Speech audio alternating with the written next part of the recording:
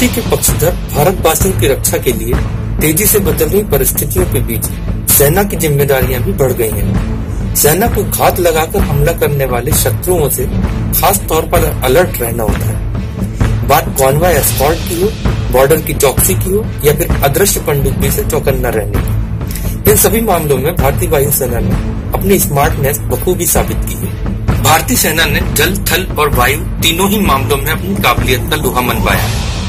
आधुनिक संसाधनों से लैस भारतीय वायुसेना दुनिया की टॉप फोर्सेज में से एक है। पाकिस्तान के नापाक मंसूबों वालों पर की गई इंडियन एयरफोर्स की कार्रवाई चर्चा का केंद्र रही। इंडियन एयरफोर्स ने जिस गुपचुप तरीके से ताबड़तोड़ अंदाज में बालाकोट के आतंकी ठिकानों को तबाह किया, उससे इंडियन आर्मी की हिस्ट्री में गर्व किया जा सकने वाला एक और चैप्टर दर्ज हो गया।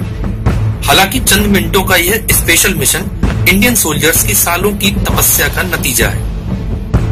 अंग्रेजों के समय की एयरफोर्स और मौजूदा वायुसेना में काफी बदलाव आ गया है।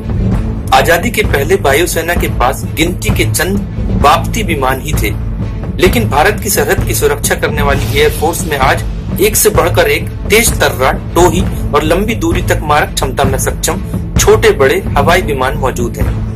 इंडियन एयरफोर्स की ताकत के बारे में हम आगे जानेंगे, लेकिन इसके पहले एक नजर भारतीय वायुसेना की हिस्ट्री पर। इंडिपेंडेंट इंडिया के पहले RAF यानी रॉयल एयरफोर्स के 3 एयर चीफ रहे, sir Thomas M Hurst, sir Ronald E Chapman और सर अर्नेस्ट गिब्स।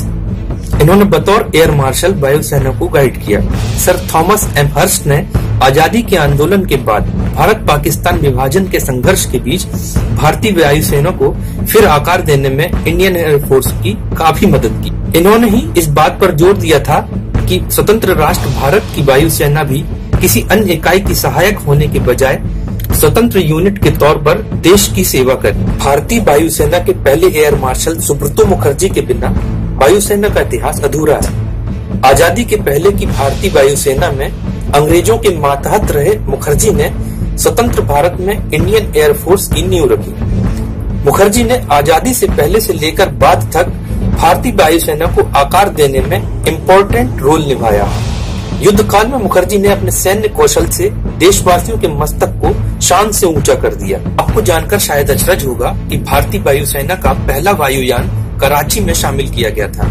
जी हाँ, आजादी के पहले साल 1933 में इंडियन एयरफोर्स की नंबर 1 स्क्वाड्रन की फ्लाइट A का गठन कराची में हुआ। इतना ही नहीं, RAF की स्थापना के दौर में वायुसेना में मात्र 4 वेस्टलैंड बाप्ती प्लेन ही शामिल थे। यह बाप्ती प्लेन ही बाद में वाप के नाम से जाना गया।